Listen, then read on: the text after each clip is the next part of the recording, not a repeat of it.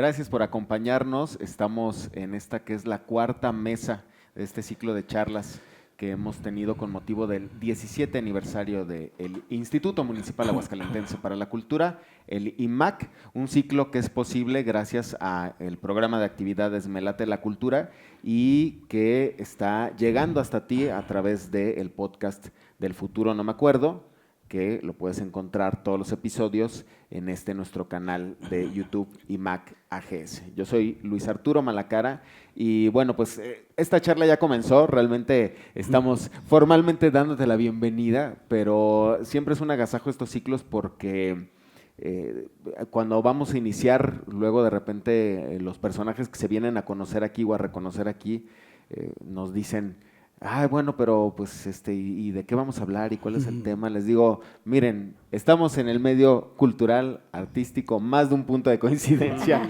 tenemos. Y además, bueno, hoy la imagen es lo que nos reúne, la imagen es lo que nos está llevando hasta ti. Gracias, antes de darle la bienvenida aquí a mi compañera, agradecer a Manos Escuela de Música, a Enrique y a todo el staff que nos da siempre pues, el apoyo técnico aquí en este espacio, y también a Romero al Cuadrado Producciones. Rocío Castro Fernández está conmigo esta tarde. Qué gusto, Rocío. y qué intimidante, porque siempre he pensado que eres de los mejores entrevistadores, pero de los mejores en cultura. Entonces, pues me voy a poner las pilas. Pues les digo, pues fueron mis maestros, dos de los que están aquí, entonces bueno, dicen que el alumno supera al maestro, eso está muy bien. Y la manzana no cae muy lejos de su árbol y así, bueno, nos podemos echar muchos dichos aquí, pero gracias por estar aquí, Rocío, y bueno, dos pues grandes amigos, personajes que tenemos, dos reconocimientos muy distintos, porque en estos aniversarios que hemos tenido la oportunidad, ya van 3 aniversarios del IMAC que entregamos reconocimientos, pues nos hemos dado a la tarea de homenajear, de reconocer a personas en vida, que creo que siempre es lo más importante, y algunos reconocimientos que son póstumos, que bueno, también a veces, a pesar del tamaño de las figuras, pasan los años y de repente nunca es suficiente para seguir hablando del legado que dejaron, ¿no?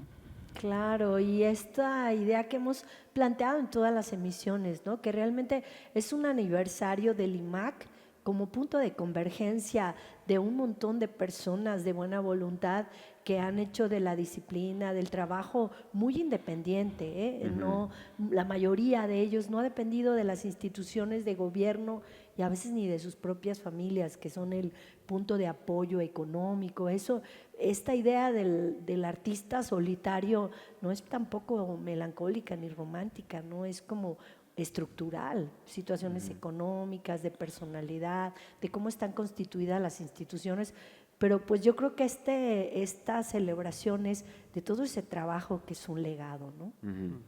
Y bueno, pues vamos a darle la bienvenida a los personajes que nos acompañan hoy aquí en la charla. Está con nosotros Mario Frausto.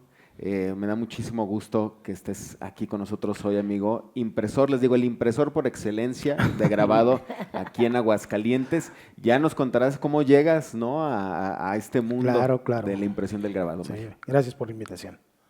Y el reconocimiento póstumo que entregamos este año, Rocío, pues es a una de las, yo digo, de las máximas glorias artísticas que ha entregado Aguascalientes, ¿no?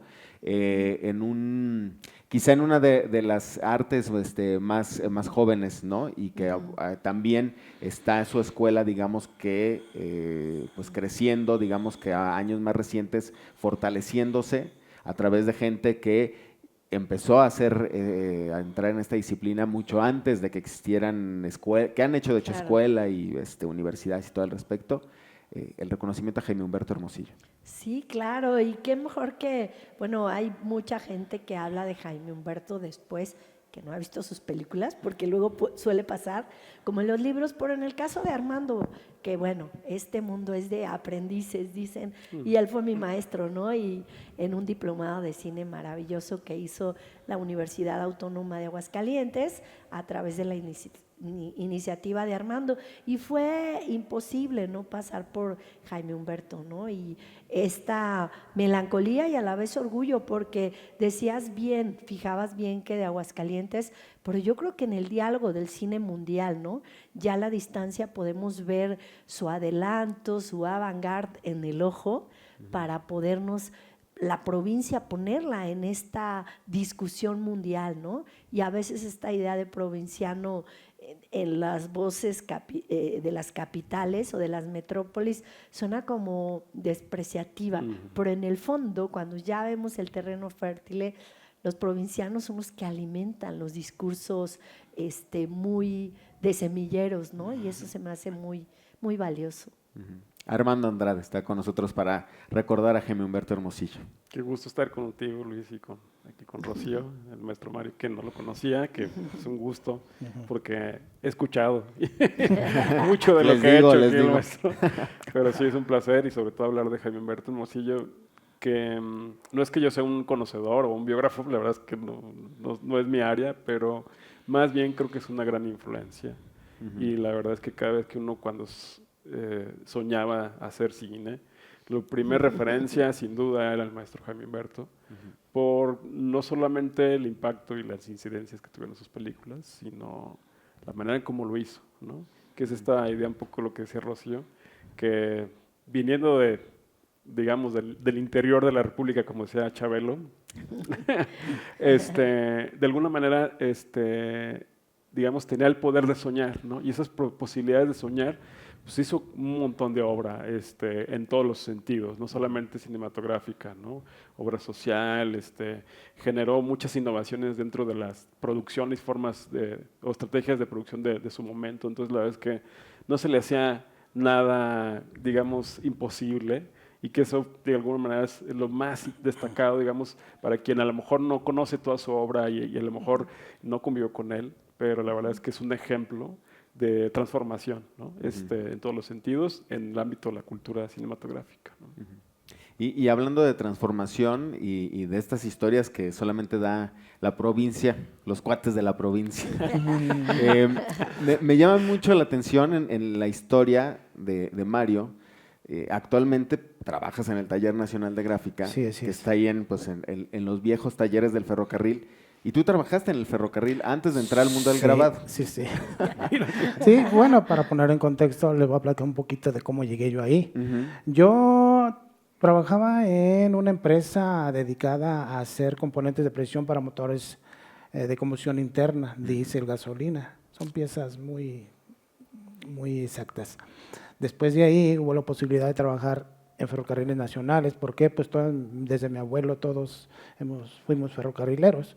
Yo fui tercera generación. Entonces resulta ser, para no hacer el cuento muy largo, que se les ocurre privatizar ferrocarriles. Y todas las personas que trabajamos ahí, pues órale, vayan, búsquenle. Y por suerte caí en el Instituto Cultural de Aguascalientes. Yo entré a trabajar en el Instituto Cultural de Aguascalientes, recién se había inaugurado Centro de la Gráfica del Obraje, ¿sí? Entonces me mandan para allá como custodio, como mensajero, como trabajador general. Se inaugura el Obraje el 13 de septiembre del año 2000, a iniciativa del maestro Cepeda y Octavio Bajonero Gil, que en ese entonces me platicaba el maestro Cepeda, porque pues, platicábamos mucho. Que ese taller surgió porque el maestro Bajonero Gil andaba buscando un espacio para poner su Museo de la Muerte. Se lo ofreció al Instituto Cultural, pues no pasó nada, y recién acaban de desocupar en calle Juan de Montoro 122, me parece, el Museo de Arte Contemporáneo. Lo trasladaron aquí a Primo Verdad hasta ahora. Sí, y quedó desocupado el espacio donde estaba el museo. Entonces pues andaban los dos maestros ahí buscando para el Museo de la Muerte. Entonces pues les ofrecieron ese espacio para el Museo de la Muerte, se les hizo muy chiquito. Entonces ya platicando entre ellos dos, dice, oye, aquí estaría bien poner un taller de gráfica.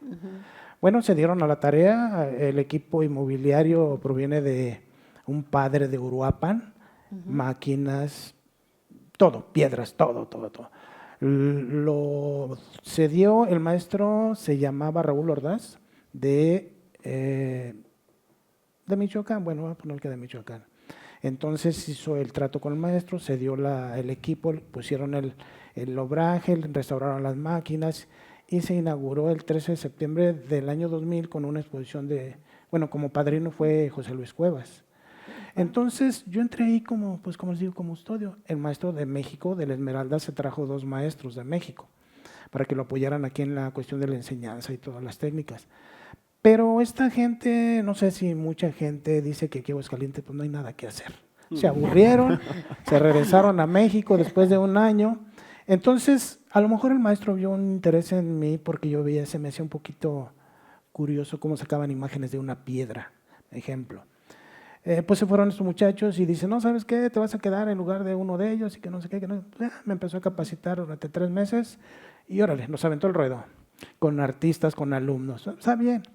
Y a partir de esa fecha, pues hasta hoy, estoy en la gráfica. Voy a cumplir 25 años, 25 años en la gráfica.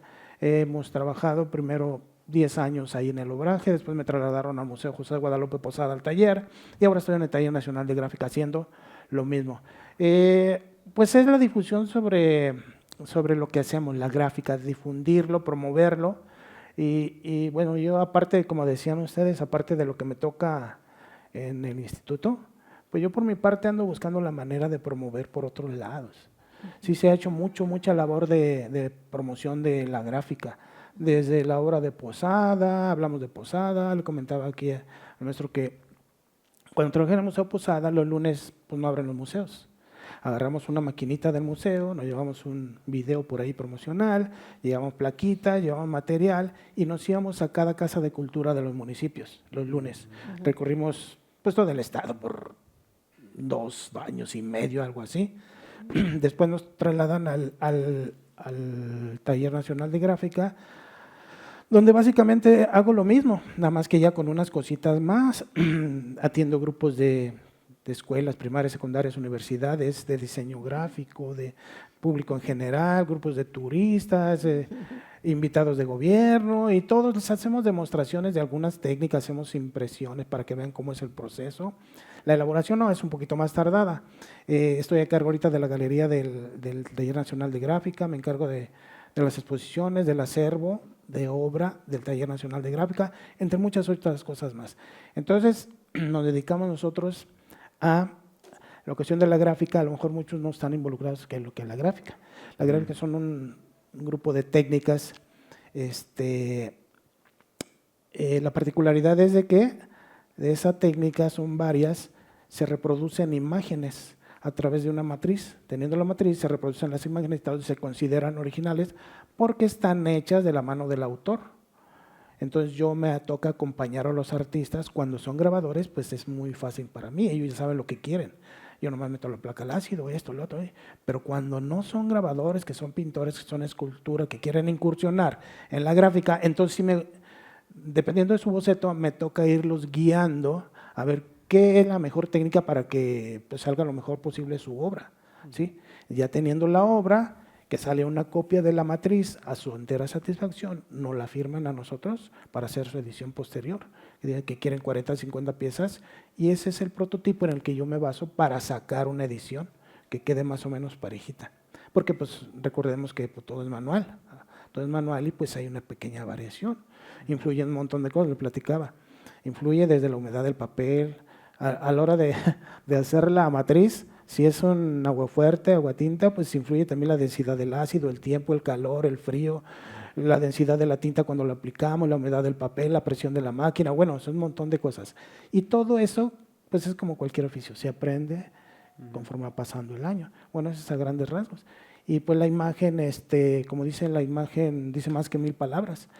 Se me quedó muy grabado algo que platicaban de Guadalupe Posada, que en la época de que él existió, sus grabados servían para que la gente se enterara, porque en esa época mucha gente pues, no sabía leer ni escribir. Y por medio de las ilustraciones de Guadalupe Posada se enteraban de lo que estaba pasando. Inclusive le tocó, le tocó parte de la revolución. Entonces, pues básicamente a eso me dedico, a hacer gráfica. Nada más. Nada más y nada entre otras cosas, sí, entre otras cosas. Pero este acompañamiento del artista, platicaba Luis y me ponía el ejemplo muy claro ahorita antes de empezar la emisión, que el trabajo que usted hace se emparenta con el cine, ¿no? Eso me decías, que podríamos encontrar un elemento vinculante con la obra de Jaime Humberto, en el sentido de que a veces en la producción de una obra pensamos en algunas obras, en el trabajo solitario, que con la gente que hemos platicado aquí, sabemos que no existe, que es más esta idea de la bohemia, que el artista siempre está trabajando en colectivo y mirando en colectivo, ¿no? Pero yo creo que es interesante esta idea que planteaste, Luis. Sí, uno siempre piensa, por ejemplo, quizá en el cine ya cada vez más inclusive es popular el comunicar, pues hablar de un equipo, ¿no? Del crew, como decimos, este tema del colectivo.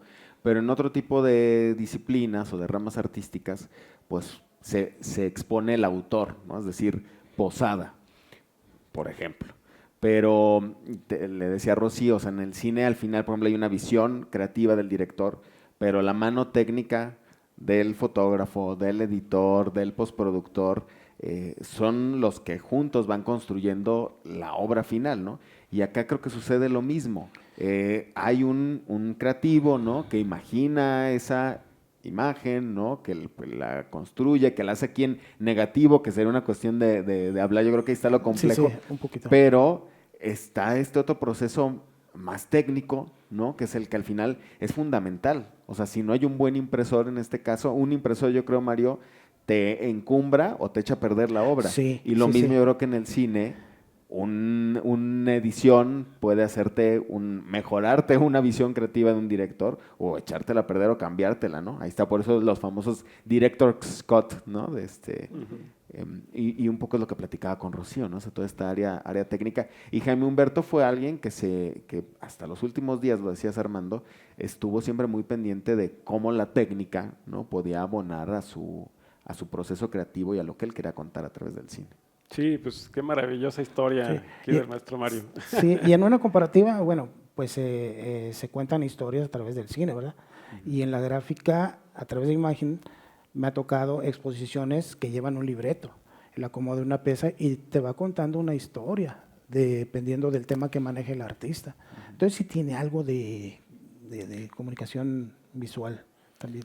Sí, yo vinculaba mucho tu experiencia, Mario, con respecto a cómo estas técnicas, digamos, de todo tipo, ¿no? Tanto análogas como, digamos, fotoquímicas, que es un poco lo que también tú trabajas en todas las técnicas que dominas.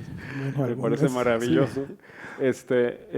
Lo vinculaba mucho pensando, digo, Posada a Jaime Humberto, qué buena relación, me parece maravilloso, no, nunca lo había imaginado. Sí.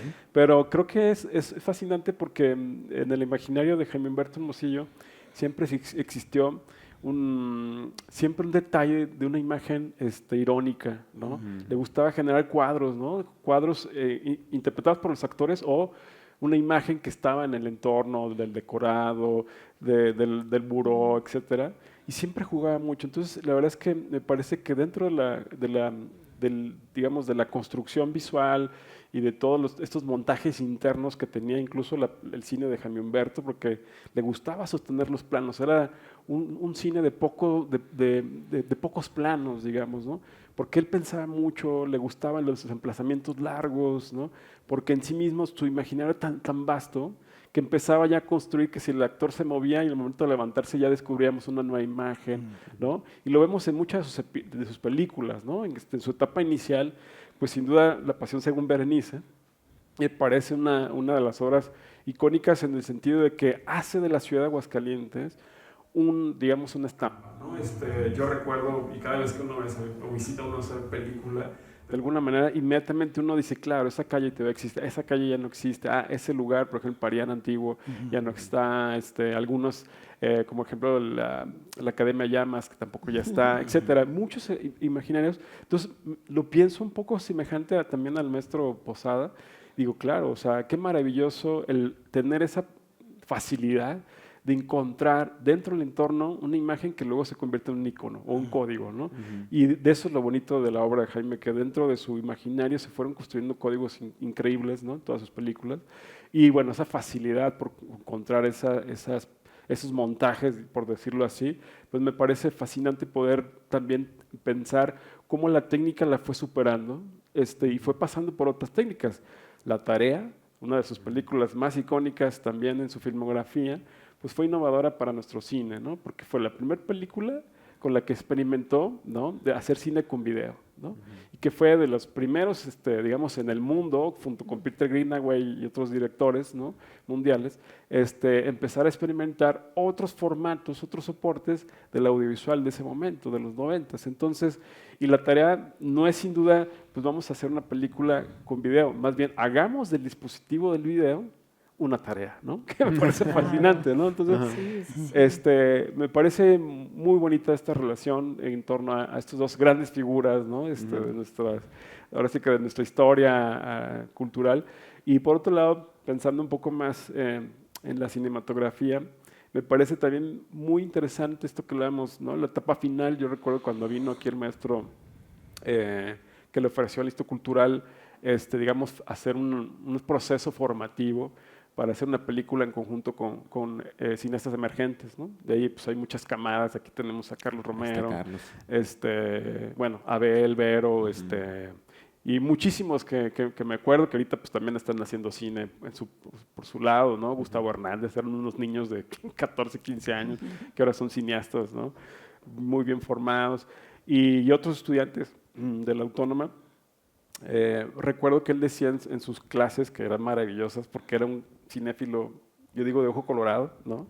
Que dentro de eso pues era filmografía realmente que él tenía tanto amor porque eran películas muy semejantes a sus propuestas, ¿no? Y él justamente empezaba a detonar no solamente el amor por crear imágenes, sino por dominar los dispositivos, ¿no? Es decir, sí se preocupaba. Entonces él decía que él estaba ya explorando con el cine de las nuevas formas o salidas del audiovisual, ¿no? Esto que les comentaba, que él ya pensaba ya no en planos abiertos, porque pues ya en las pantallitas de los celulares o en ese momento de las computadoras, ya no son apreciables, ¿no? Él decía, no, pues la verdad sería imposible hacer cine de western, ¿no?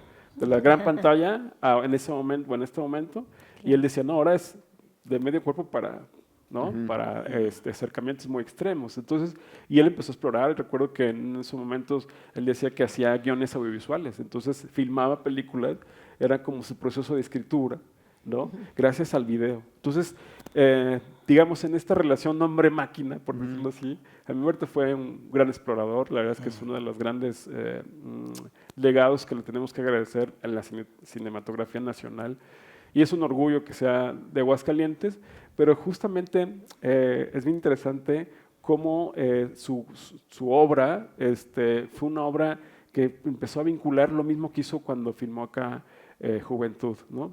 Siempre fue un proceso formativo. Él le encantaba explorar nuevas comunidades, como lo hizo en Guadalajara, que de hecho gracias a él se construye el Festival de Guadalajara, antes llamado Muestra Nacional Muestra Internacional de Cine Mexicano. Genera junto con el maestro Emilio García Riera, digamos, el proyecto del CIE, que era un espacio de experimentación, de documentación de cine, y también de formación. Ahí hubo un colega aquí de Aguascalientes, Alejandro Castañeda, de egresado de esta escuela. Él contaba, nos contaba que era maravilloso encontrarte al gordo Guillermo del Toro, encontrarte que era pues muy joven, encontrarte al maestro Jaime Humberto, a Daniel Varela, que es otro de los también impulsores del audiovisual y del cine en Guadalajara, en fin, figurones como Emilio García Riera, ¿no? Los que estaban pensando en la historia del cine, ¿no? Y los que estaban pensando en ser cine, ¿no? Entonces, pues imagínate esa escuelita, o sea, fue un semillero muy importante, y él fue realmente un gestor, ¿no? Para ser grande tienes que ser gran gestor, ¿no? Porque si no, pues, ¿cómo levantas tu obra? Y la verdad es que me parece maravilloso un poco de lo que también hablaba nuestro Bajonero, ¿no? Que viene aquí también a impulsar su obra, y pues de repente, gracias a este vínculo, a esta coyuntura del obraje, se dio. Qué maravilloso, porque entonces, ¿no? Un ferrocarrilero como era el maestro, se convierte en grabador y bueno, pues ahora un maestro de la impresión. Entonces, creo que este vínculo con la gestión y el vínculo con los dispositivos de creación audiovisual y de creación artística, creo que es un tema muy importante y que están vinculados a estos grandes personajes, Posada y Hermosillo, ¿no? Y hacer escuela, ¿no? Eso me parece Claro. también como fascinante ahorita en esta relación que encuentras de esta vocación creativa de Jaime Humberto, ¿no? De hacer, enseñando y generando semillero. Pues yo creo que lo mismo pasó, o tenía esa vocación el maestro Cepeda también y todo, que terminan involucrando, Rocío, ¿no? A personas que a lo mejor no se hubieran imaginado, si no se encuentran estos personajes, haber hecho lo que hicieron, ¿no? Cine y grabado. Sí, me quedo pensando en ambos mundos, ¿no? Porque tienen que ver directamente con la imagen. Y me parece la imagen, aunque una es estática y la otra en movimiento, la pasión por el detalle, ¿no? Yo pienso que si algo de la gráfica tiene esa finura del detalle es el grabado, ¿no? Sí. Y precisamente por eso el valor del trabajo del maestro Frausto, porque ahí está como la magia, ¿no? De pronto de ver estos hilos casi de cabello que uno cuando ve la placa y luego ver, perdón por la expresión, ¿no? Ante la incapacidad del lenguaje, pero esta plasta negra de pronto con diferentes densidades, o sea, te das cuenta en el gran trabajo que implica el detalle y en lo que comentaba el maestro Armando, ¿no? O sea, pienso que, por ejemplo, he escuchado también, maestro, de la dificultad también en la salud del grabador, ¿no? Sí. Esta parte a mí se me ha hecho como escabrosa, porque he leído de varios artistas, entre ellos la salud del maestro Cepeda, que se fue deteriorando,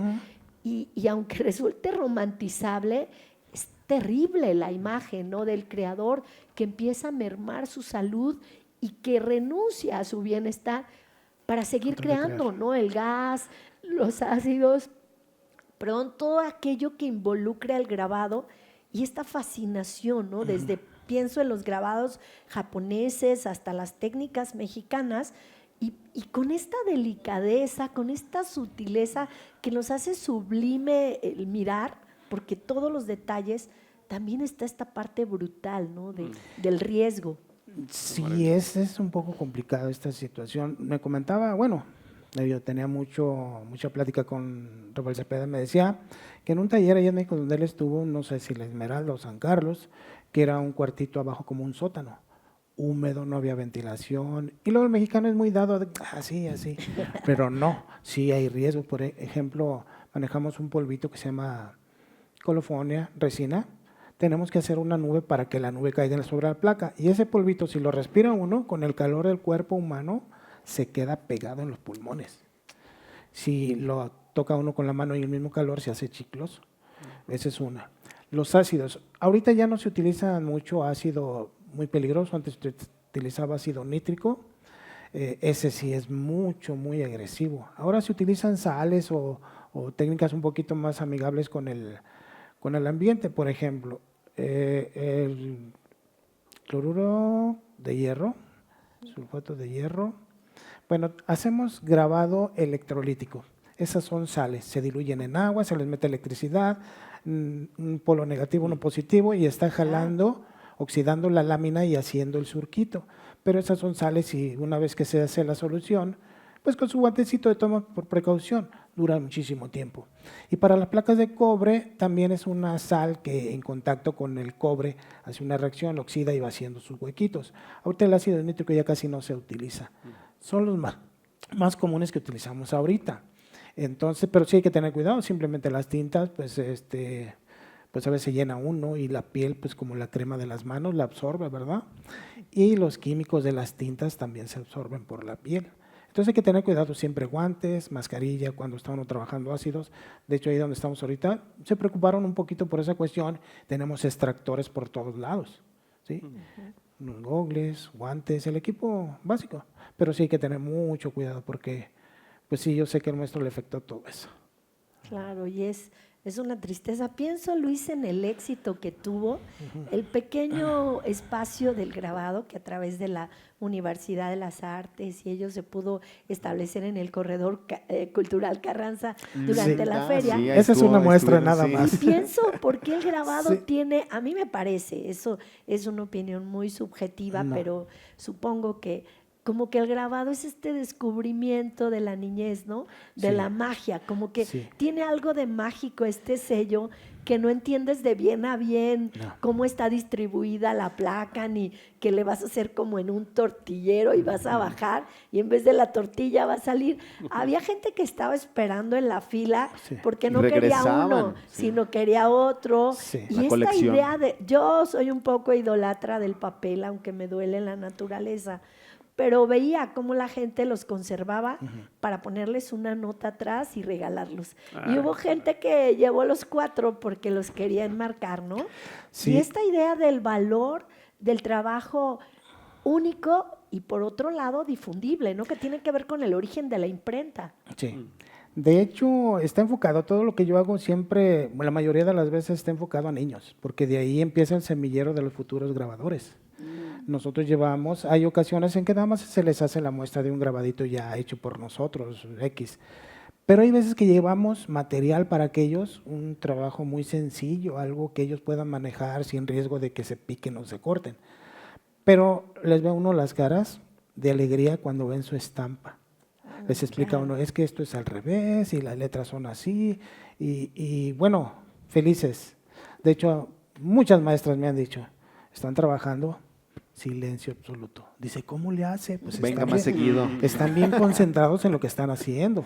Porque les llama la atención, porque es algo nuevo para ellos. Pero ya una vez que conocen, lo siguen haciendo en su casa. Pues déjame decirte que Armando en Familia creo que fue de los que más llegué a ver ahí en los stands de Posada. Sí. La pequeña Sofía. No, me parece bien bonito este efecto. Justamente en las artes, digamos, performáticas o presenciales, escénicas, ¿no?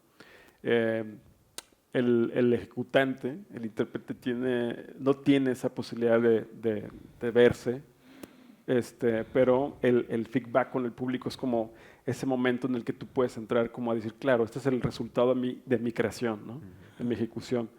Y lo que pasa con el cine, con la fotografía y en este caso ahora la gráfica, es bien interesante el momento de los procesos de postproducción, porque es cuando te das cuenta de todos los procesos y de eso que también le sueltas a la máquina, al dispositivo, a la iluminación, a todos los procesos y elementos que compaginan la composición audiovisual, y de repente ver y sorprenderte como un niño, decir, claro, o sea, intuía, pero no sabía hasta dónde me iba a llevar, y cada vez uno tiene ese feedback, ¿no? Entonces, es un momento, digamos, de compaginar o de comulgar con un proceso que también está intermediado por un dispositivo, ¿no? Me parece también una relación que cada vez, digamos, a pesar de que estamos en pleno siglo XXI y ya estamos con otras cosas, a mí me siguen maravillando Claro. como un niño, ¿no? Como lo platicabas.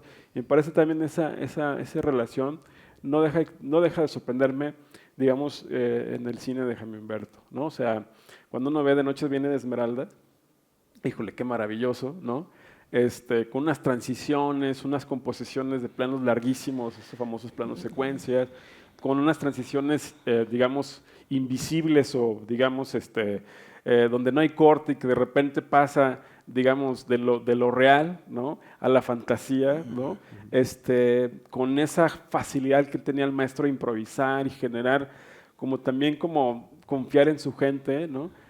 Justamente es un oficio, ¿no? Que poco a poco uno va viendo su obra y cada vez más, cuando él tuvo esa oportunidad de tener presupuestos muy grandes en la época de Luis Portillo y Echeverría, que eran, digamos, los momentos digamos, de las cooperativas y digamos, de los bancos fílmicos del Estado que tenía México, su obra más, digamos, más costosa fue De Noche viene Esmeralda. Entonces fue cuando dice, claro, ahora estoy listo para filmar de esta manera, ¿no? Como la que yo siempre he soñado, ¿no? Una mezcla entre Georges Méliès, ¿no? Orson Welles, ¿no? Entonces eso me parece también, yo creo que pasa en la gráfica cuando vas viendo a tus artistas que imprimen contigo, maestro, vas viendo cómo van dominando los resultados y que cada vez cuando ya llegues en, claro, ahora sí vamos a trabajar con algo hasta un gran formato que cuesta, Sí. o sea, ahora sí que cada centímetro cuesta, ¿no?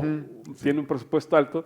Yo creo que eso que tiene también ese tipo de producción y Jaime Humberto lo tuvo. Creo que fue un cineasta también que comprendió con qué recursos tenía, con qué recursos estaba trabajando y de qué manera iba a explorar. De la programación que está, digamos, vinculada a este homenaje con ustedes aquí en el IMAC, se va a ver una película que a mí me parece maravillosa, que es Naufragio. Esa película, si uno la ve, digamos, fuera, digamos, incluso hasta de la historia, sin el relato, es digamos, bueno, fuera de la historia, es un gran relato de la Ciudad de México. Tiene unos planos maravillosos de todos esos complejos habitacionales de Tlatelolco, ¿no? Sí. Jugando mucho también con un imaginario, creo yo, del cine que él veía, pues el cine norteamericano, ¿no? Una especie de jugar también con los rascacielos. O sea, yo tenía esa, y ve uno más o menos cómo componía, la manera en cómo iba transicionando con la música. Y uno se da cuenta tanto de esas influencias, pero también la manera en que bien lo lograba el maestro. Entonces, él logró tener una excelente relación con los sindicatos de trabajadores de la industria, ¿no? Lo que contaba, ¿no? Esto no me lo quería sacar de la manga, él lo contaba y tuvo muy buenas amistades.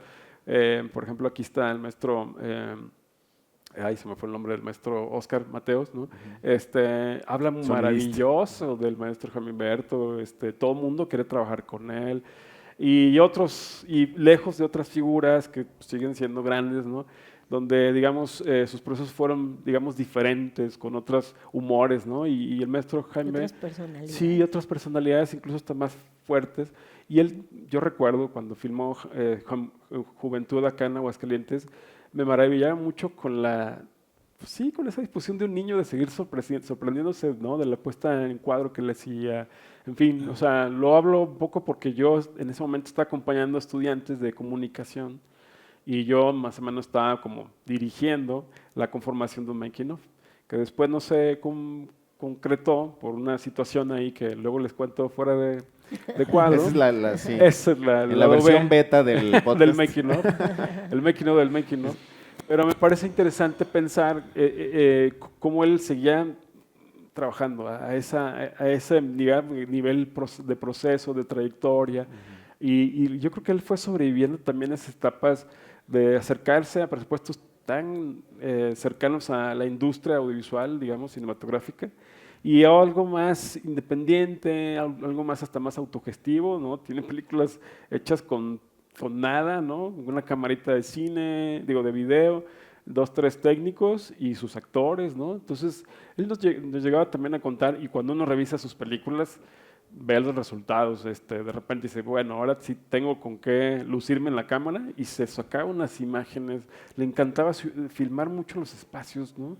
Descubrir los espacios con esa cualidad que tiene digamos, el ojo óptico, el ojo de las cámaras. Entonces me parece que también es otra forma también de acercarnos a esta obra del maestro Jaime Humberto. No se diga más las otras obras que se van a exhibir, La Pasión según Berenice y Matiné, que son dos grandes películas que acá el maestro Mario, que también fue ferrocarrilero, bueno, lo es, ¿no? Pues son dos grandes películas, ¿no? Que le hacen un gran homenaje a la estación que tenemos aquí a nuestro lado, y al mundo del ferrocarril con niños, ¿no? Y con dos amantes, ¿no? O sea, como los dos grandes momentos o esas estampas cinematográficas, ¿no? La despedida de los amantes, ¿no? Y la llegada o la escapatoria de unos niños en tren, ¿no?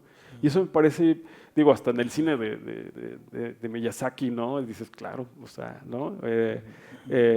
Todo lo que está alrededor de las máquinas como ¿no? El ferrocarril también, ¿no? Se convierte en un momento un elemento muy romántico también, y en esa romantización, pues creo que el maestro Jaime logró filmar estas dos grandes películas que la verdad es que vale la pena vincularlas también a esto que me decía el maestro Mario, de cómo también los procesos técnicos, que a lo mejor alguien que no tenga tanta experiencia dominando estas técnicas, pues tiene que ir llevando un acompañamiento. Sí. Y el maestro Jaime, desde su temprana, digamos, obras, se rodeó de grandes, ¿no? O sea, estuvo hasta con Gabriel García Márquez, trabajó, ¿no? En fin, con grandes compositores de la época, ¿no? Entonces, creo que él, y fue uno de los, y él lo decía, ¿no? Aquí Carlos no me deja mentir, se jactaba de ser uno de los grandes, escritores de diálogos, de grandes dialoguistas, ¿no? Y la verdad es que uno ve esas películas y siempre lleno de un humor ahí escondido, ¿no? En fin, la verdad es que me parece, pues habla de un gran personaje con un excelente oficio, amante de las grandes historias, pero también de las grandes historias íntimas, ¿no? Que, bueno, es otra de las grandes propuestas que tiene el maestro Jaime, que llevó a expresar también su disidencia sexogenérica en ese sentido a la pantalla. Escarbando en esa intimidad, ¿no?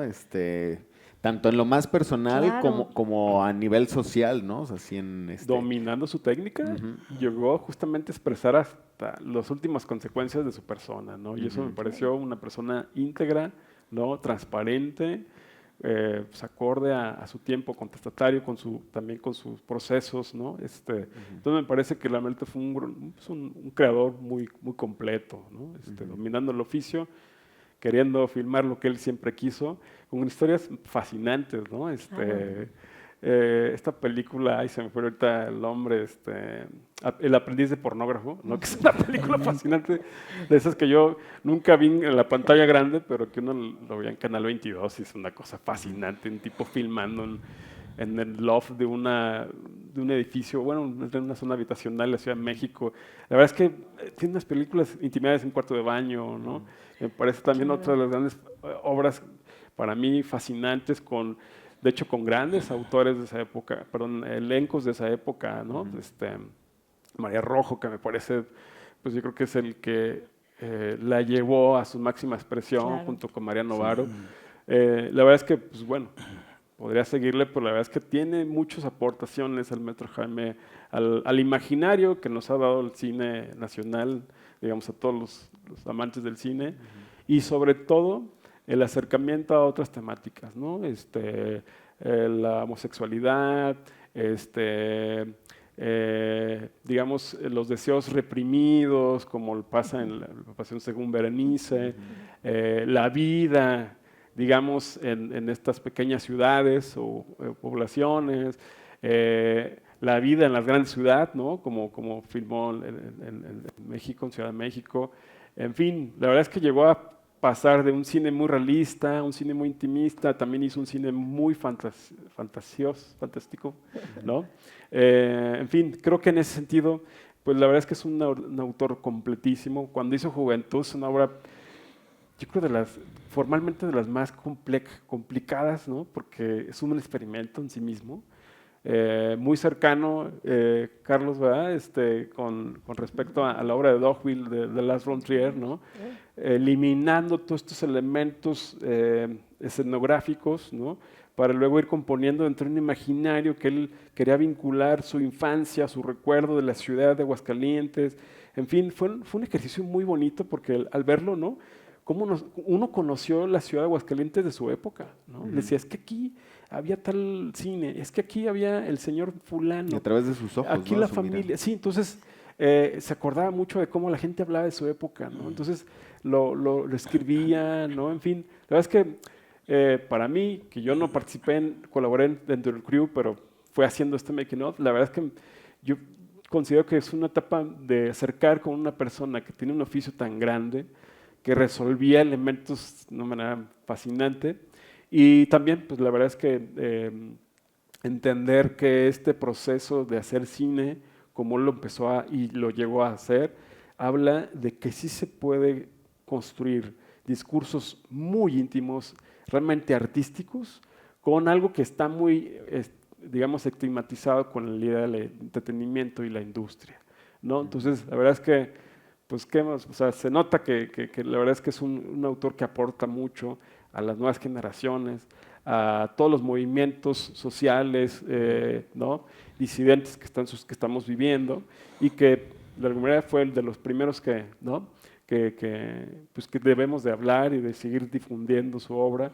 Cualquier personalidad, por ejemplo, como Roberto Fiesco, otro gran director actual también del cine de disidencias, pues lo toman como bandera al maestro Jaime Humberto Hermosillo, ¿no? Entonces, creo que ese lugar ocupa el maestro, o sea, en todos los sentidos, educativo, artístico, de oficio, ¿no? Con estas militancias, ¿no? Que de alguna manera, pues creo que también sus últimas, digamos, época de creador, pues sí vinculó mucho también su vida fuera del país, ¿no? Haciendo otro tipo de cine, con otras comunidades disidentes. Entonces, eso me pareció que también es un tipo que se puede revisar y hablar y comentar, ¿no? Con todas esas épocas que él vivió, ¿no? Y bueno, justo ahorita antes de entrar aquí al aire, hablamos de la obra de Posada, ¿no? Entonces también me pareció fascinante porque hay una conexión, pues también relacionada con innovaciones visuales de la época, sí, ¿no? Las técnicas, la difusión de la cultura a través de la imagen, ¿no? Como sucedió, digamos, en lo que le toca vivir a Jaime Humberto Hermosillo con el cine en México. Por eso el Estado le apoyó, le apostó por los bancos cinematográficos y otras circunstancias que a lo mejor no habían sido tan ideales, ¿no? Pero creo que hay una buena vinculación con el maestro Posada. Habla con tanta pasión del maestro que llevo de tarea ya ver un poquito de sus películas. Ya para que hagas sí, habla con una pasión que, bueno, vamos a ver qué más hizo el maestro. Sí había oído hablar de él, pero ya aprendo. Yo de cualquier plática aprendo cosas. Entonces llevo de tarea ver películas del maestro. Voy a aprovechar para hacer, decíamos que ya en cualquier sala de cine, en cualquier proyección hay comerciales, entonces voy a aprovechar el momento del comercial, sí, porque como esta parte de este homenaje que le hemos rendido a Jaime Humberto Hermosillo en el marco del 17 aniversario del IMAC, pues se ha organizado Óscar González Ozoxe dentro de este programa de cine municipal, este ciclo de cine dedicado a Jaime Humberto Hermosillo. Entonces el momento de que Carlos pongas aquí así el comercial. Empezamos el ciclo 25, 30 y 31 de julio. Por lo pronto son estas 3 proyecciones en Casa Terán, ahí en la sala audiovisual de Casa Terán. A las 5:30 de la tarde es el acceso y a las 6 de la tarde iniciarán las proyecciones. Y al finalizar, pues ustedes tendrán la oportunidad de conversar con Armando, así como lo estamos haciendo nosotros ahorita, así, cerquita sobre lo que vamos a ver en la pantalla sobre el maestro Jaime Humberto. Entonces, para que vayas, Mario, ahí claro, sí, no 25, 30, 31 sí. de julio. Es que hay que ver qué fue lo que hizo el maestro. Claro. Yo me quedo pensando, Luis y Armando, cuando se exhibió la tarea aquí en el Auditorio Pedro de Alba, que fue un lleno absoluto en una ciudad que si hoy es conservadora en esta etiqueta extraña que le pondríamos paralelamente conservadora. Sin conservantes. Exacto, sin conservantes o con edulcorantes o conservadoramente edulcorada, no sé cómo será, o libertina edulcorada. Tendríamos que pensar en algo que corresponda a esto que todos los que vivimos aquí, o la gran mayoría nos hemos cuestionado, ¿no? ¿Hasta dónde esta etiqueta de provincia nos la adjudicamos para ponerle locus amenus, esta idea del buen salvaje, donde aquí no pasa nada y todos somos muy buenos, ¿no? Platicando con historiadores decía que este mito de la gente buena, en esta idea de bonomía, de ternura, de aquí no tenemos problemas, ¿no? De cómo nos afectaba de pronto ideológicamente. Pero pienso en la exhibición que había gente hasta las gradas, o sea, estaba totalmente lleno, reventaba. Y pienso en lo que escuchaba Armando con atención, en que si habláramos de Jaime Humberto en una edición digital, tendríamos muchísimas capas, ¿no? En el sentido de que pienso, ¿cómo contar una historia del erotismo de una pareja? Hablar de la intimidad y exponerla sin que esto sea, eso se me hace un ejemplo de la profundidad, de la elegancia, pero contundente, donde no tienes que recurrir al discurso obvio, pero no renuncias al desnudo, ¿no? De pronto a mí se me hizo, en ese momento no lo entendía, pero yo creo que va pasando el tiempo y pensé en la rutina de una pareja, en la propuesta de, a mí cuando la vi, y habíamos tenido curso con el maestro Pérez Romo, yo pensaba en las meninas, es como la estructura en abismo, ¿no? Estamos hablando de la historia de una pareja que se va a grabar, que tiene una tarea, pero estás viendo qué hacen la tarea, o sea, como era esta ventana que te lleva a otra ventana de manera espectral, ¿no? Y estás metido en los personajes. Y lo que decía Armando, o sea, pensar en estos creadores siempre me abruma porque pienso en el cine de Jaime Humberto que, como en el caso del trabajo que hace el maestro Mario, te oraba la mente, ¿no? te deja ahí una huella en la memoria porque un plano, un diálogo, ¿no? De pronto en la tarea estás viendo un momento de una intimidad muy compleja en una hamaca y de pronto te sale con una palabra que te pone en shock, ¿no? Como que un efecto pasteurizador. Pasas de algo así súper hirviente a que te congela, como que te detiene, ¿no? Pienso en eso, en la idea de la rutina, del erotismo, de la intimidad, de eso que nos atraviesa a todos, que tiene que ver con la sexualidad. Y no dejo de pensar en Jaime Humberto y otro, por ejemplo, Almodóvar, ¿no?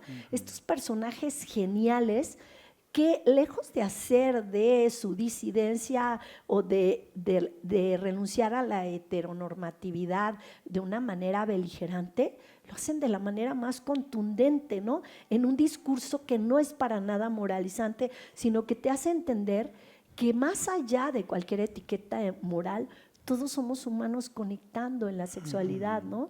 Todos somos humanos intentando espejearnos, comunicar con el otro, sentirnos cercanos, olvidar el abandono y el vacío, como dice Bataille, ¿no? Entonces ves a Almodóvar y ves al maestro Jaime Humberto y no te preguntas cuál es su disidencia, porque nos hermana, ¿no? Nos hacen ver a los personajes incluso no heteronormativos en su dimensión humana. Y eso se me hace sublime, ¿no? Porque es más allá de las etiquetas y es un cine que te conmueve en una beligerancia contundente, pero no didáctica. Es tan natural, tan estética, que te simbra, ¿no?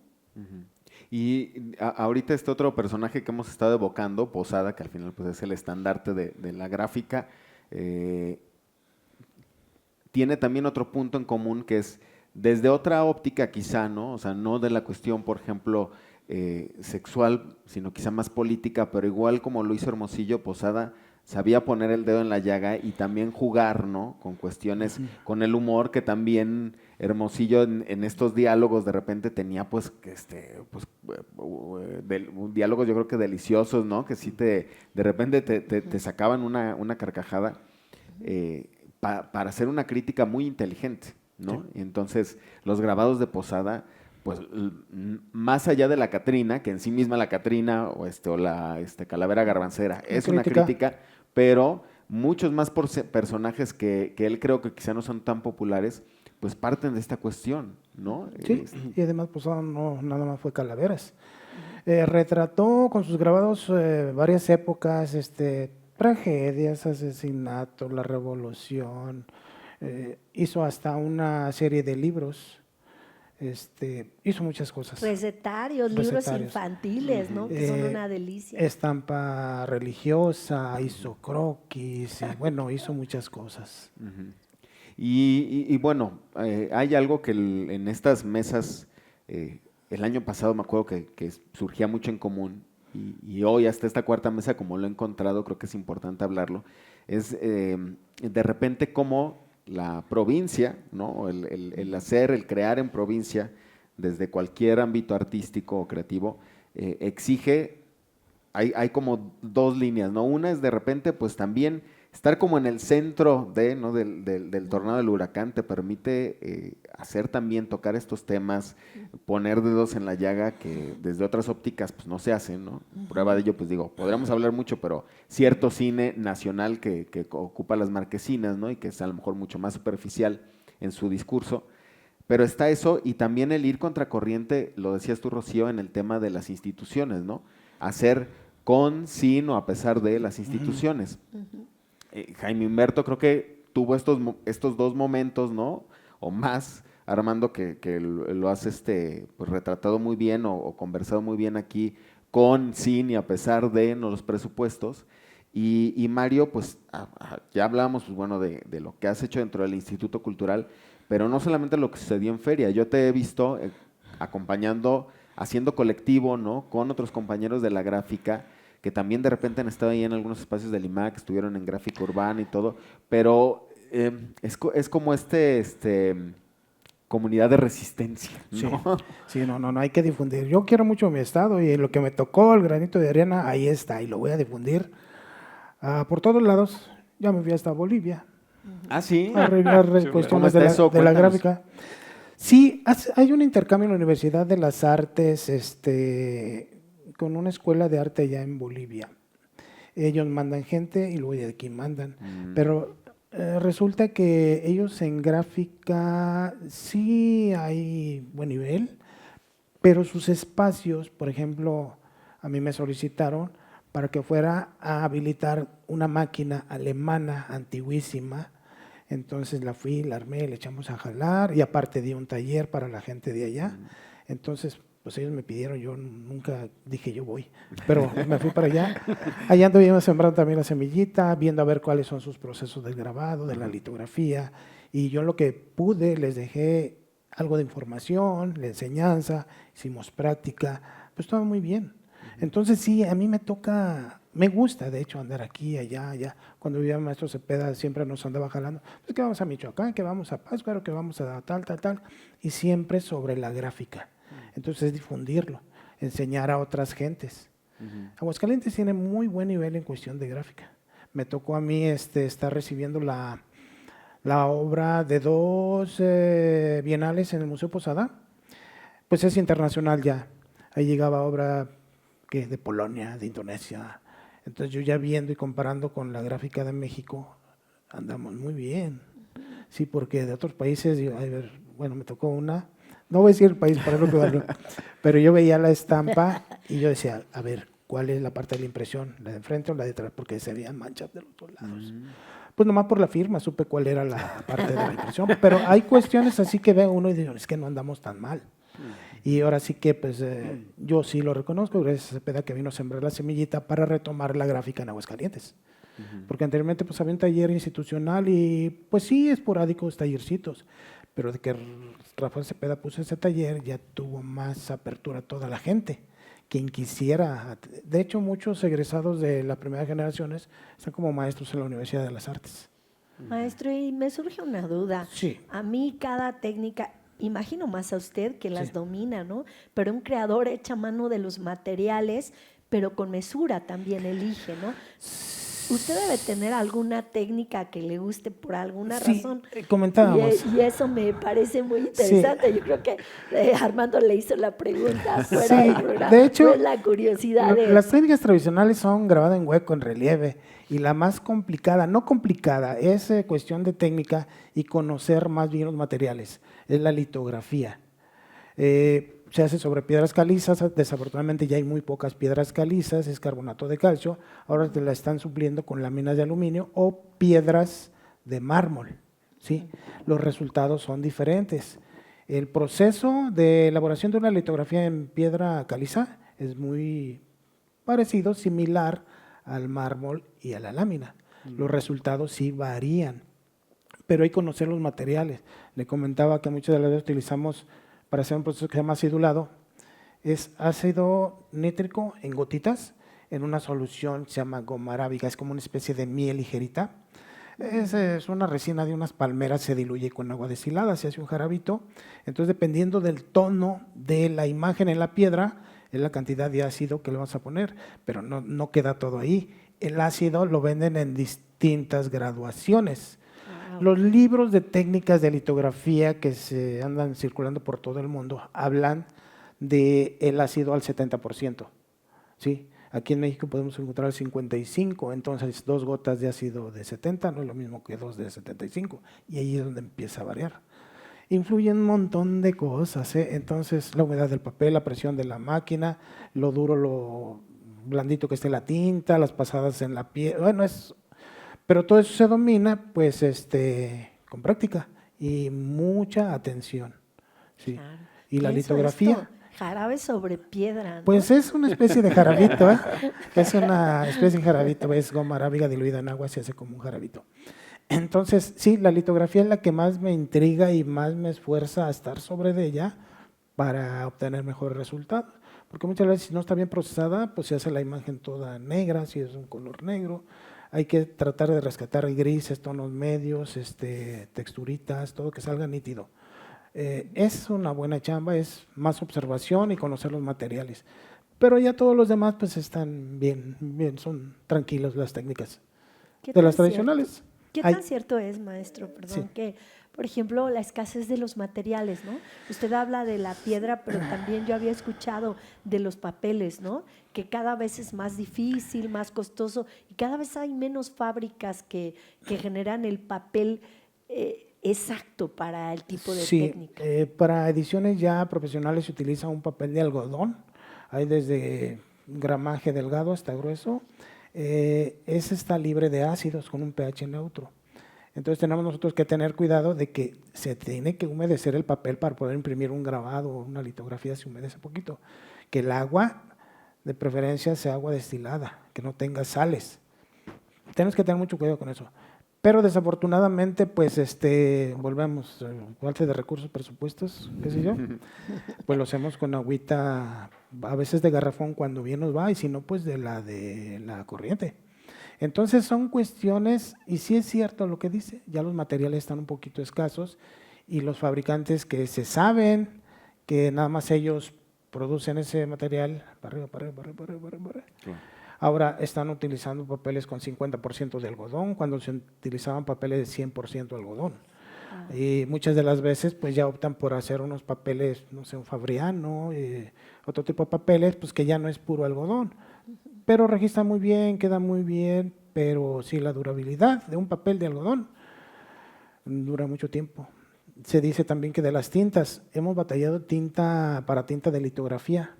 Esa tinta no tiene secante. ¿Por qué? Porque esa se aplica con un rodillo de piel que no debe de tener secante porque si no se estropea el rodillo. Ahora, ya la fábrica esa sí hay, pero bueno, para que se den una idea, un botecito de 1 libra anda costando $50. Entonces un poco carito y pues ya para ediciones muy especiales pues sí vale la pena, pero a veces se escasean, a veces no hay. Y pues sí batallamos un poquito con los papeles, es muy caro y las tintas, sobre todo las tintas, sí hay, pero no son de muy buena calidad. Andamos utilizando tintas, adaptándolas, acondicionándolas con tal o cual cosa, pues para que medianamente den resultados. Pero sí es todo un reto, ¿eh? ¿Quién sabe qué va a pasar en el futuro? Y a mí lo que me da pena es que aquí hay fabricantes de tinta para offset y no se han dado la tarea para fabricar tintas para litografía manual. Entonces, ahí hay un puntito que hay que pues, ver o animarlos. A lo mejor no se les hace muy grande el mercado, no sé, pero pues sí, adolecemos de varios materiales. Pero no, le echamos ganas con lo que hay. Sí, es lo que decía, hay que hacer las cosas con lo que hay. Sí. Yo creo que ahí es como más allá de los materiales, de los recursos, el tema de la técnica, ¿no? Aunque sea en un proceso a lo mejor muy lúdico, muy sencillo, como los talleres que ofrecen a los niños, el valor adquirido que está obteniendo una cuestión como la gráfica en un mundo en el que pues el cine ya lo está, tiene un rato viviéndolo, y por momentos padeciéndolo de cómo la tecnología empieza a sustituir, ¿no? El proceso humano, ¿no? O sea, ahorita en el cine empezamos a ver cómo, digo, y ha sobrevivido y se ha adaptado, ¿no? Pero ahora la inteligencia artificial es como el nuevo momento de ver cómo la podemos sumar como una herramienta creativa y no como algo que sustituya a. Y aquí yo creo que estamos viendo, o sea, son técnicas y disciplinas, áreas supervivientes. Porque... Sí, de hecho no nos negamos a la tecnología, de hecho tenemos un área de gráfica digital, tenemos un plotter con papel de algodón, se hacen las imágenes en la computadora, pero pues le quita lo romántico al asunto, ¿no? Bueno, yo lo veo así.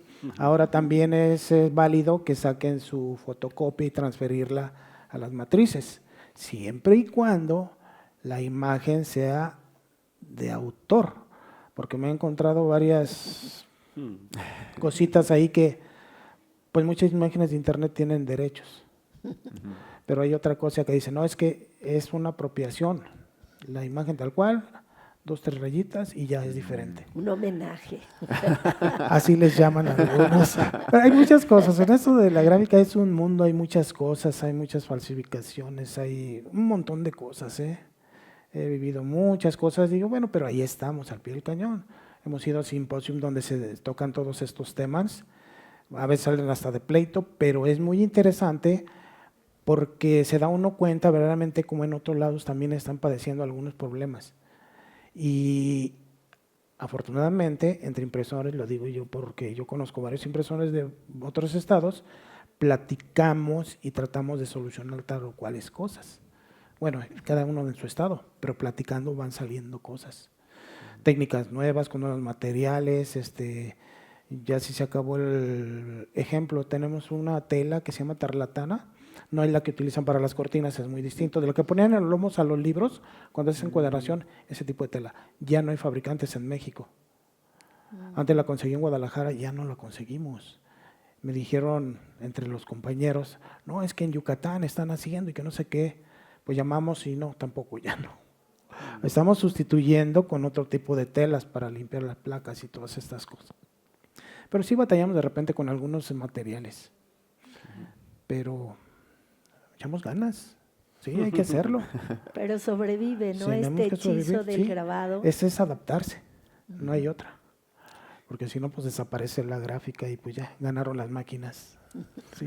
Por eso te digo que es la resistencia. Sí. Y hay algo que también, en todo esto que hemos conversado, ¿no? Encuentro en común. Pienso como obviamente una obra, ¿no? Trasciende a su autor. Y entonces hoy podemos seguir conociendo a Jaime Humberto Hermosillo, ¿no? Nuevas generaciones a través de su obra y de la oportunidad de, en la plataforma que sea, en el formato que sea, pues que a los ojos que llegue la obra, las películas de Jaime Humberto, pues seguirá perdurando, ¿no? Lo mismo pasa con pues una obra visual de un artista gráfico visual. Pero hay algo que en el caso, por ejemplo, de la gráfica y del grabado, me quedé pensando desde que comentabas lo de los talleres de la Feria Rocío, o sea, también lo fascinante de esa trascendencia, decir, hoy por hoy, en ciertas condiciones, ¿no? Tenemos la posibilidad de imprimir una placa de posar, por ejemplo, ¿no? Y acá, por ejemplo, pienso en Armando, que ha hecho pues una carrera documental. También yo puedo tener un material, ¿no? Y jugar con él y cortarlo y cambiar la narrativa para contar nuevas historias sobre los autores o sobre cualquier otro contexto, usando esas obras que heredaron los artistas, ¿no? Y eso me parece algo que quizá no sucede con un arte vivo como una obra de teatro, ¿no? El texto ahí está, pero bueno, lo que sucedió, lo que vimos los actores, pues ya no vamos a poder volver a jugar o dirigir a esas personas, ¿no? Aquí la placa sigue y podremos seguirla reimprimiendo en ciertas condiciones. Y de hecho, y lo mismo con la imagen. Como es pues propiedad de los mexicanos, toda la obra de Posada, pues tomamos las imágenes y podemos reproducir en un grabadito cada quien con la técnica que quiera. Y eso es, más que apropiarse y sacarle un beneficio a la obra, es seguir difundiendo lo que hizo Posada.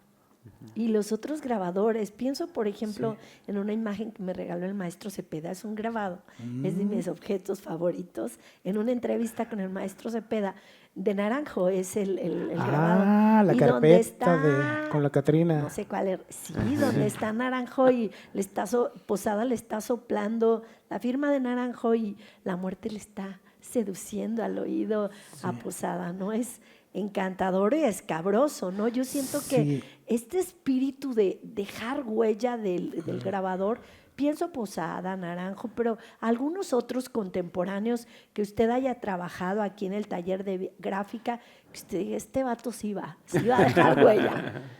Este compa sí la rifa. Está complicado. Pues hay muchos que se dedican a la gráfica actualmente y han seguido.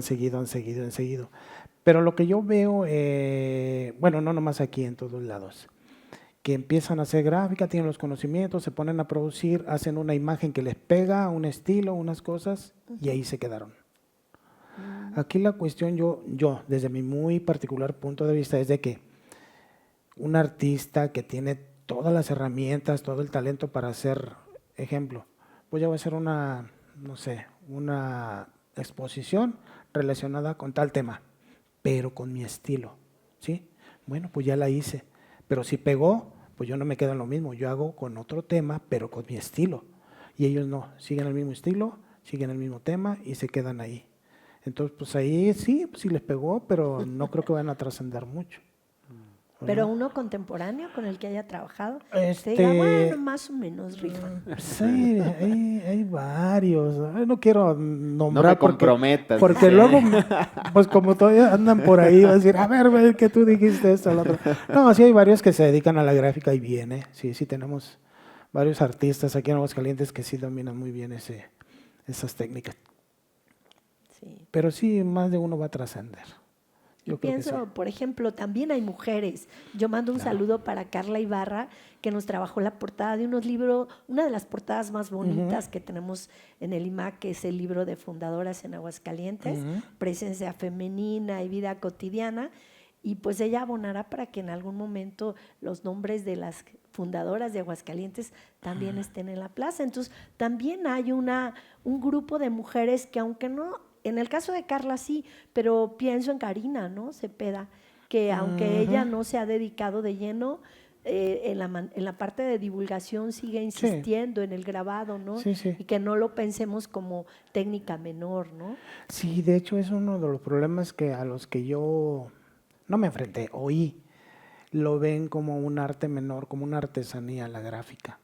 Y no, pues es que una obra de grabado, litografía, tiene todo lo que debe llevar una pintura: perspectiva, proporción, la composición, todo lo que tiene una obra de arte, digamos, pues de un buen maestro, todo lo tiene la gráfica, se lo pueden poner. Entonces no, para nada es un arte menor. Tiene todo lo que debe llevar una obra de arte, inclusive de maestro. Hay un artista que fue hace un rato, me parece que es colombiano y fue al taller, se llama, no recuerdo su nombre, es colombiano.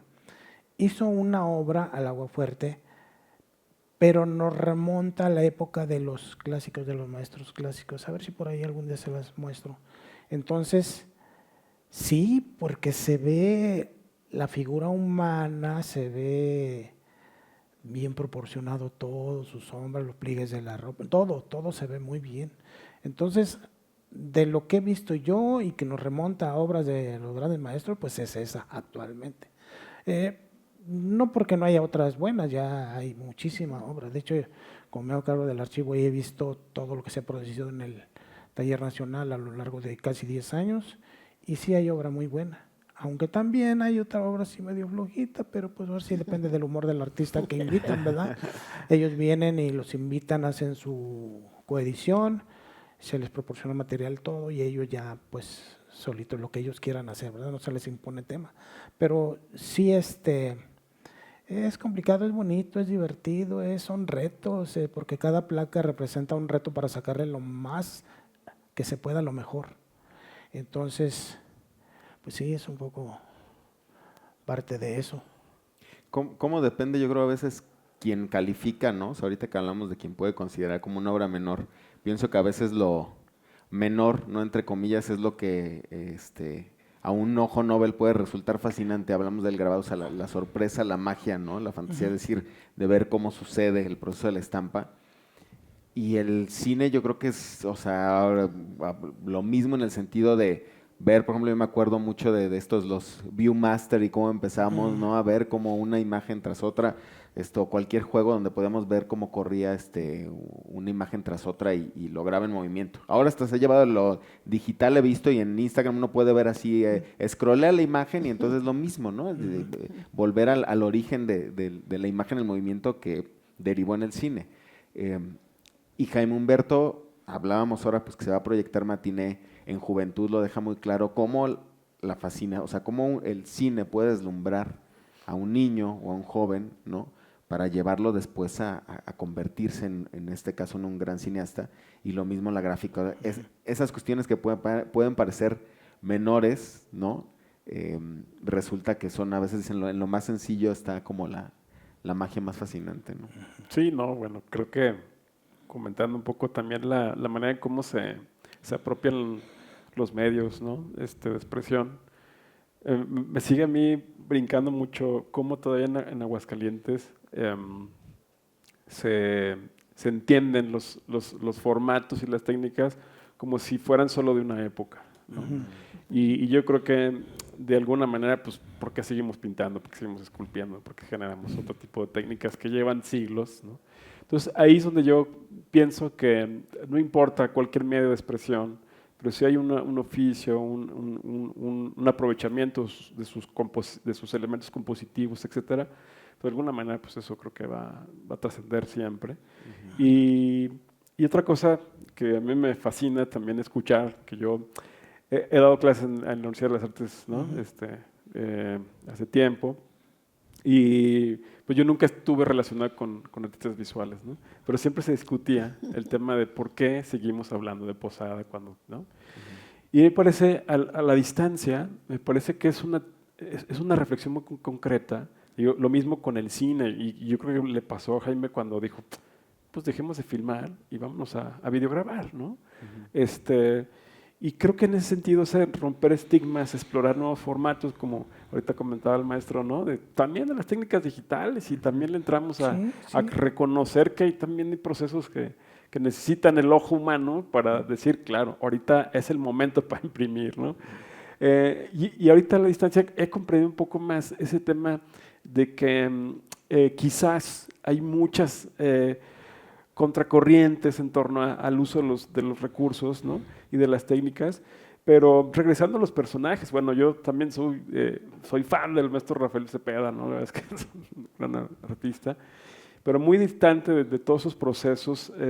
Yo recuerdo que uno de los elementos que a mí me llevó al cine no fue la imagen, fue el sonido, ¿no? Entonces también yo creo que en ese sentido a mí me pareció reconocer que también todos los caminos que nos permiten conducirnos ¿no? Como el ferrocarril, se cierra el ferrocarril, lo lleva a la gráfica, etcétera, distintos elementos que uno va teniendo en la experiencia. Yo me pongo los zapatos de estos autores y estas figuras que estamos hablando, y de alguna manera cómo ellos se fueron fascinando los procesos, ¿no? De su tiempo, etcétera. Pues de alguna manera creo que eso también nos permite entender la manera en cómo ellos pusieron toda su apuesta, decir, pues vámonos por este lado. Yo recuerdo que el maestro Jaime Humberto Mosillo decía que era amante del teatro, y se nota en su obra. Le encantaban los autores, el elenco, los actores y actrices de escena, porque decían, es que tiene una presencia increíble, aunque digan que no, aunque la cámara haga actuar también, digamos, a quien está enfrente, de alguna manera es que está la parte viva, ¿no? Y ese oficio del intérprete, del histrión, de alguna manera también, pues hay que dejarlo ser. Entonces, eso me parece también interesante, discutir, no importan las técnicas, sino cómo aprovechar los recursos y entender cómo cada elemento de su composición permite lograr obras diferentes, ¿no? Que van a trascender su época, quién sabe, el tiempo lo dirá, pero que se aprovecharon en su momento, qué maravilloso. Y seguramente ahorita, no sé, deberemos estar hablando de otras técnicas más contemporáneas, más actuales, ¿no? Pero yo entiendo que también me parece que la circunstancia de asimilación o apropiación de la tecnología, ¿sí? Creo que algo pasó en este siglo, ¿no? Que estas tecnologías, ¿no? Se fueron al cotidiano. Y no sé, el arte ahora está alejándose más de eso, y yo siento que por eso está el arte de la performance, ¿no? El teatro, las comunidades, todos estos movimientos de la presencia, de generar otro tipo de actos más ritualísticos.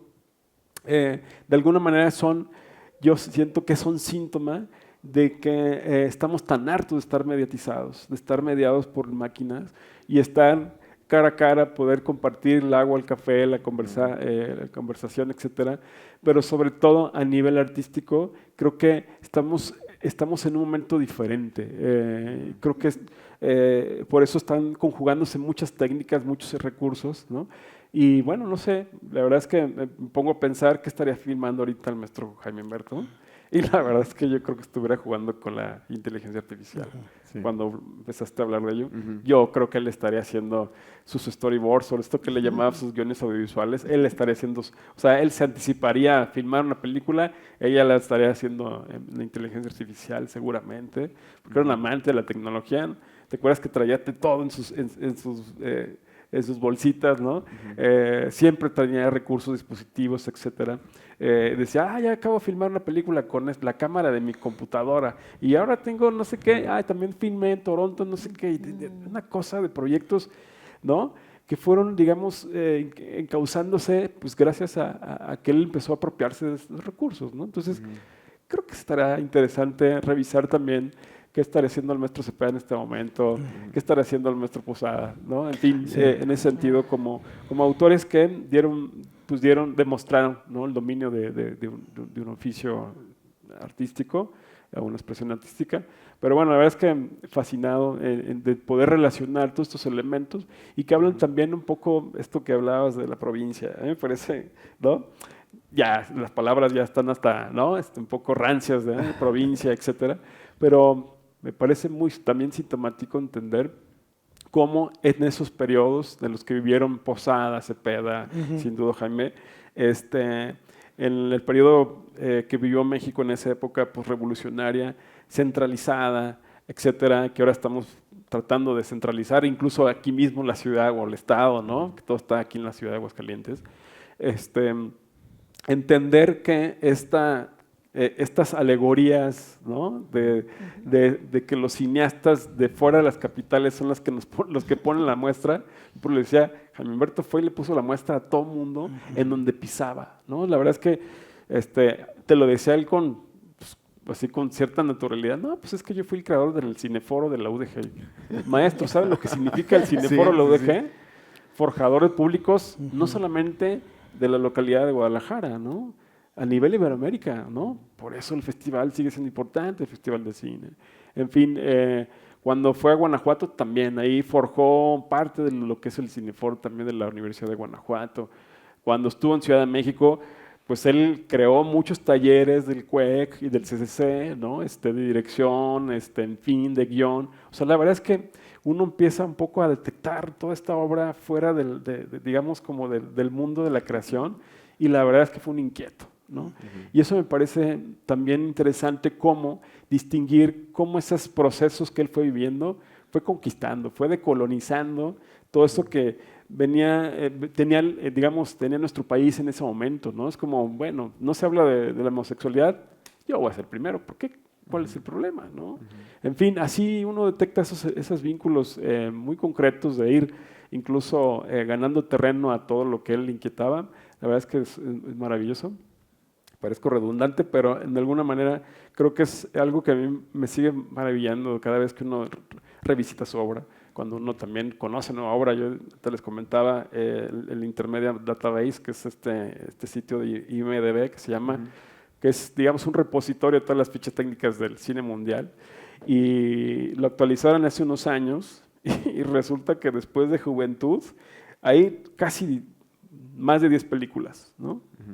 Entonces dices, wow, este señor estuvo haciendo una película por año, o de repente había dos películas datadas en un año, etcétera. O sea, la verdad es que pues los recursos actuales le permitían filmar con menos tiempo, ¿no? Y quizás, bueno, es que hablaba tantos guiones que él tenía en la bolsa, ¿no? En su maletero, en su mente, obviamente. Y la verdad es que creo que también eso habla de cómo un artista como estos grandes, de alguna manera, su proceso creativo no para, ¿no? Su producción, y creo que pues forjan los espacios, ¿no? Negocian esto que hablamos de un artista gestor, ¿no? Es el mejor caso. En Guadalajara filmó muchísimas películas, ¿no? Filmadas con apoyo de la UDG, con amigos, ¿no? La familia Navarro ahí también ayudó mucho, la familia del maestro Guillermo del Toro, que con ellos que hizo su primer película, ¿no? Que se llama Los Maestros. O sea, en fin, creo que también entender un poco esa coyuntura que tuvo Jaime Humberto de sentirse fuera le permitió decir, bueno, pues, ¿y por qué no? Si ya había el no, ¿y por qué no? Entonces, la verdad es que cuando yo recuerdo mucho, y quizás compañeros que sí, que dialogaron más cercanamente, que sí quizás pueden hablar un poquito más de todas las anécdotas que él dejó, que compartió, pero lo bonito es que no está oculto, o sea, no es algo que uno tiene que preguntarle a la familia, no, el tipo dejó obra hecha en todos lados, ¿no? Y Y pues yo creo que es uno de los cineastas que de la época, digamos, del nuevo cine que se llamaba en esa época, de alguna manera representó, fue uno de los máximos representantes, ¿no?, de un cine muy libre, ¿no? Por ejemplo, ahorita en la Universidad Autónoma de Aguascalientes acabamos de recibir en donación un archivo personal del maestro Felipe Casals, ¿no? Otro gran director de cine, con un máximo oficio crítico con su cine, etcétera. Lo relaciono mucho justamente con estas cuestiones, ¿no?, de entender cómo Jaime Humberto no solamente dialogó con esas generaciones que sí empezaron haciendo cine en escuelas de cine, ¿no? Sino que también él era el modelo, ¿no?, de un personaje que podía gestionar recursos con todo el mundo. Entonces, muchos de ellos tuvieron que hacer películas de ficheras, por decirlo así, ¿no? Pues para sobrevivir, para sacar la papa, pues, sacando oficio. Jaime Humberto Morcillo nunca lo hizo. Claro. Y eso es maravilloso. Dices, claro, o sea, de la talla de Casals, Hermosillo jamás filmó una película así. Entonces también eso es bien interesante porque el tipo supo sobrevivir. Esta pregunta que hacía Rocío, ¿no?, ¿de qué vivió en su última etapa? No lo sé, pero el tipo... La inquietud, o sea, yo creo que es esta receta, ¿no?, perfecta, dices, entre talento, disciplina, pero una inquietud que lo llevó a ver donde alguien, ahorita que hablamos de la tecnología, ¿no?, donde alguien ve algo, un freno, un sustituto, hay un recurso, ¿no? Aquí hay un recurso que me permite a mí sobrevivir, crecer, seguir contando historias.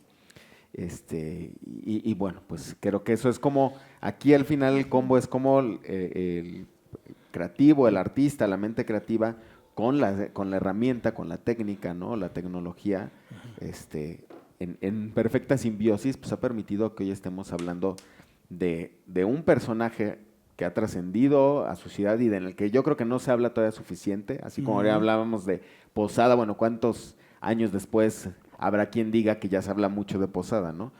Jaime Humberto todavía yo creo que seguimos sin hablar suficiente de él en esta tierra que lo vio nacer.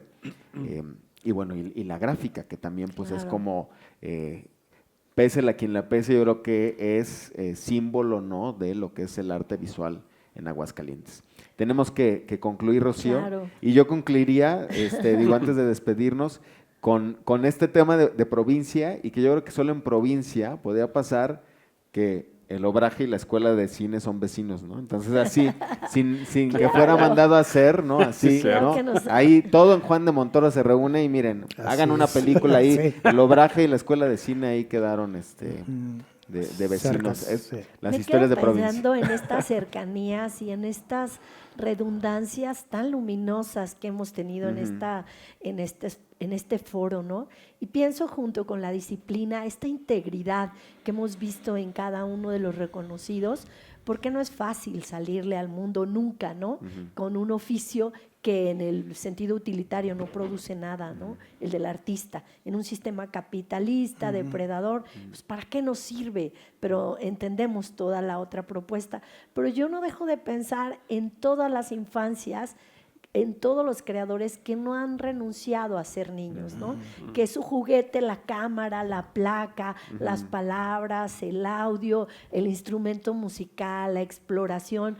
O sea, y pienso que hay mucho que hacer, Luis, en virtud de que pues muchos de nuestros niños estamos impidiéndoles, ¿no?, sin que sea pesimista, jugar con este juego cercano, genuino, interactivo, humano, ¿no? Y los estamos dejando al movimiento dactilar como elemento de creatividad, ¿no? Esa parte me parece escabrosa, pero creo que los padres conscientes tendrán claro que nunca, por más, yo lo vi en la feria, si hubiéramos puesto una pantalla la gente sigue, pero bajar con su mano la placa, o sea, digo, la prensa, y ver que aparecía la imagen súper nítida, cuando te imaginas que se va a desbordar toda la tinta por alrededor, y trabajar con el rodillo, esta idea de la motricidad que uno aprende de niño en el juego, ¿cómo no podemos perderla? Y no es un detrimento de los nuevos juguetes, sino que no sean los únicos, ¿no? Así es. Pues muchísimas gracias. Gracias, Armando, Mario, Rocío, por esta conversación que seguramente detonará más, que nos volverá a reunir, estoy seguro. Es lo maravilloso de este ejercicio de las charlas. Yo creo que de repente es reconocernos o conocernos y les digo, siempre hay un punto en común. Vamos en el mismo tren, vamos en el mismo tren. Y eso es lo que, por eso celebramos a estos personajes, ¿no? Y estas artes y esta trascendencia en el IMAC, que decíamos, bueno, ¿por qué celebrar cada año al IMAC? Pues es que es un pretexto para celebrar a quienes mantienen vivo el pulso de la cultura y del arte en Aguascalientes. Claro, lo otro solo es una institución. Y como yo digo, sin otro afán, ese es nuestro trabajo, pero los artistas es su vocación, ¿no? Nosotros somos servidores públicos, ellos son creadores. Así es. Pues muchísimas gracias nuevamente, Armando, Mario. Gracias. Gracias, Rocío. Luis. Y gracias a ti que nos estuviste viendo aquí en esta charla. Todavía nos resta una más para cerrar el ciclo de charlas celebrando el 17 aniversario del IMAC. Las puedes encontrar todas aquí en este canal de YouTube de IMAC AGS y en las redes sociales del Instituto Municipal Aguascalentense para la Cultura. Gracias a Romero al Cuadrado Producciones, a Manos Escuela de Música y bueno, pues nos vemos, nos encontramos en la próxima.